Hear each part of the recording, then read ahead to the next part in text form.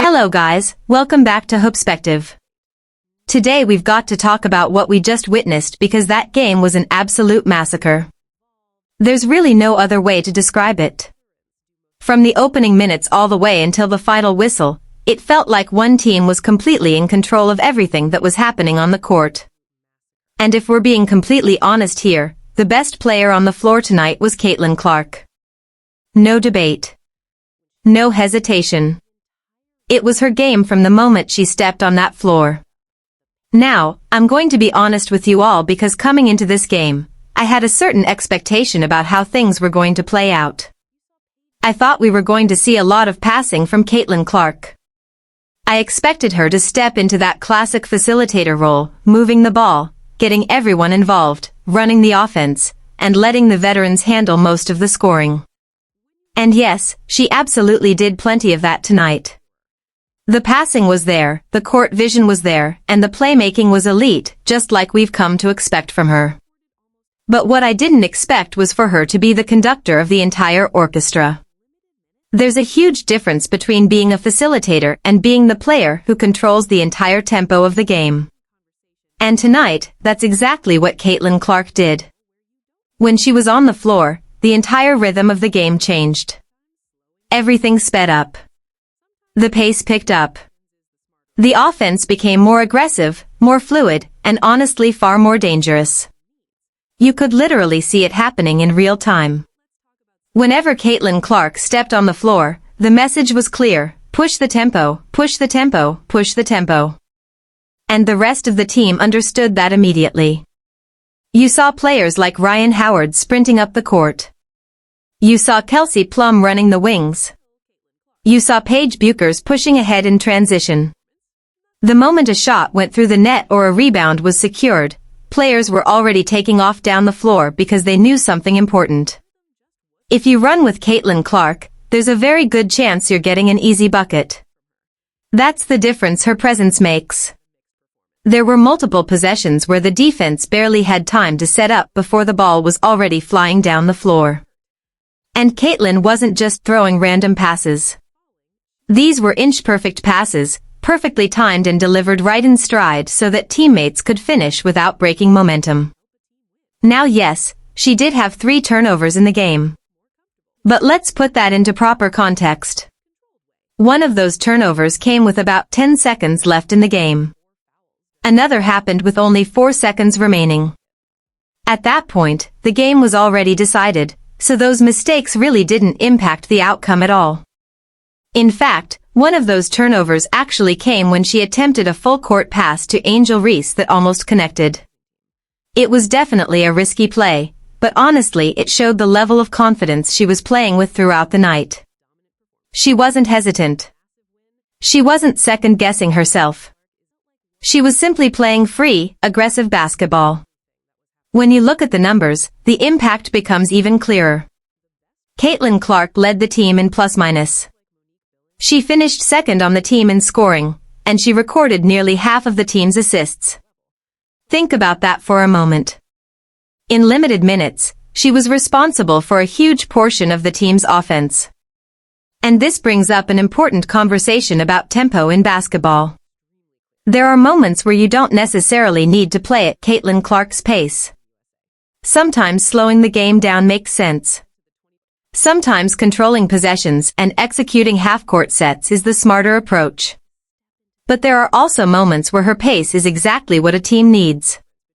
And tonight proved that.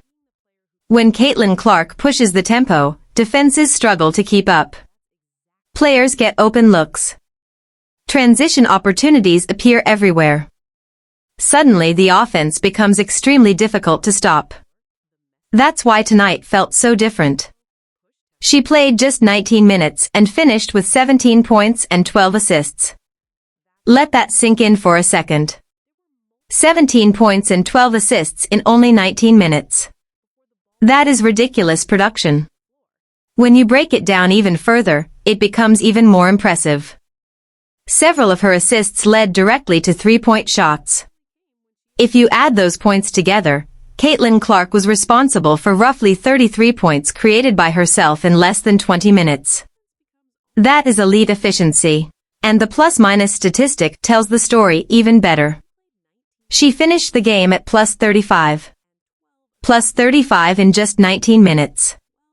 Which means if she had played the entire game, obviously that's unrealistic because rotations matter, the margin could have been absolutely insane.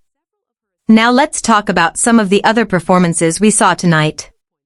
Ryan Howard was fantastic. If someone wanted to argue that Ryan Howard deserved player of the game, I honestly wouldn't even fight that argument. She was aggressive, confident, and extremely effective offensively. Her scoring kept pressure on the opponent all night long and forced the defense to constantly adjust. But even with Ryan playing at that level, the overall engine of the team was still Caitlin Clark. Now Kelsey Plum had a decent performance. Nothing spectacular, but she wasn't bad either. She played her role, made some solid decisions, and contributed when the team needed her to. Chelsea Gray, on the other hand, had a rough night. I thought she struggled quite a bit out there. The rhythm just wasn't there for her, and some of the decisions she made felt off compared to what we usually expect from a player of her experience and skill level. Kalia Copper also had a mixed performance. She attacked the basket aggressively and brought energy to the offense, but she missed a couple of open layups that you would normally expect her to convert. Now we also have to talk about Paige Buchers because you could clearly see that Paige came into this game a little nervous. And that's not even criticism, it's just the reality of the situation. The moment was big. The stage was big. And it looked like she was pressing a little bit early on. Her offense took some time to get going. But here's what I will say about Paige. Even when her shots weren't falling, she was still working extremely hard on the defensive side of the ball. She was guarding full court, putting pressure on ball handlers, and doing the little things that help a team win games. Eventually she settled down and started to look more comfortable as the game went on. And that's an important sign because Paige Buchers is absolutely one of the most talented players on this roster. Sometimes it just takes a few minutes to adjust and find your rhythm. But again, tonight the spotlight belonged to Caitlin Clark. She played the game like she knew she was the best player on the court, not in an arrogant way, but in a confident and controlled way. Another player worth mentioning is Angel Reese. I thought Angel played solid basketball tonight. She wasn't asked to carry the offense or dominate scoring, and that's perfectly fine. Her role on this team is defense, rebounding, and physical presence in the paint.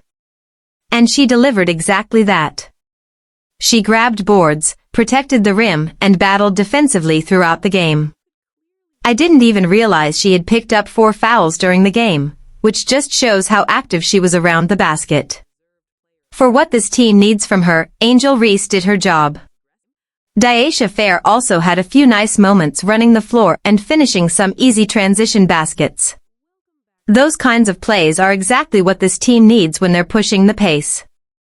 But one thing that really stood out during the game was a certain veteran lineup that struggled badly. There was a stretch in the third quarter where the lineup included players like Kelsey Plum, Chelsea Gray, Kalia Copper, Hami, and another veteran piece. And honestly, it just didn't look good. The offense slowed down. The spacing wasn't great. And the overall energy felt very different compared to the faster lineups. That contrast actually highlighted something very important. The team simply plays faster and more dynamic basketball when Caitlin Clark is on the floor. Now credit also has to be given to the opposing team because there were a couple of players who battled extremely hard and showed impressive effort throughout the night. One player in particular, a 6-foot power forward who was handling point guard responsibilities, created some interesting mismatches because of her size. She was noticeably taller than Caitlin Clark and tried to use that height advantage to disrupt the offense. But even with those moments, the overall difference in performance levels was very clear. There were simply levels to this game. And that's something you could see especially when comparing certain bench players. Players like Monique Billings and Ray Burrell are solid basketball players. They absolutely belong at the professional level. But when you're talking about elite international competition, the difference in skill level becomes noticeable. That's just the reality. There are tiers to basketball. And tonight, the top tier was occupied by players like Caitlin Clark and Ryan Howard. Now let's talk about the bigger picture. After watching a performance like this, one thing becomes extremely clear. Caitlin Clark is going to be a major part of the future for Team USA. Looking ahead to the 2028 Olympics, it's honestly hard to imagine a scenario where she isn't one of the starting guards. The impact she brings in terms of pace, playmaking, and offensive creation is simply too valuable to ignore. There has been a lot of debate on social media about guard rotations, point guard roles, and who should lead the offense for Team USA. But games like this make that conversation much simpler. When Caitlin Clark is controlling the offense, the entire team becomes more dangerous. And tonight was the perfect example of that. A dominant performance. A massive win. And a reminder that when Caitlin Clark is given the keys to the offense, she's capable of taking over the entire game. Alright y'all, that's going to do it for this breakdown. Let me know what you think about this performance in the comments. Was Caitlin Clark the clear player of the game, or do you think Ryan Howard deserved that title? Don't forget to like the video, subscribe to the channel, and stay locked in with Hoopspective for more updates, reactions, and basketball breakdowns.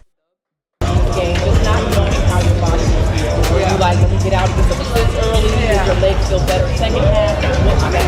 My body's been feeling really good, so just kind of having confidence in that, and I think don't worry about the body. I think that was kind of the mental battle. It's like trying to get over that aspect. Like don't think about it, don't worry about it. Like you put all the time in that you can to be in the best position you are, and I feel great. So I think my mentality coming in was just play really, really hard. Like I think this is such a different scenario for me rather than the WNBA season. It's like when a lot is kind of on my shoulders to create and do a lot of things. Obviously here you're surrounded with 11 other players that are so talented and people that have won gold medals. So my focus more than anything was just play really fast, play up tempo. I know that's what I'm good at and what I can bring to this team. And people finished really well. We ran the floor well, and then people made a lot of good shots. Great. Thanks, everyone. Oh, great. B plus. I was hoping for better. Thank you.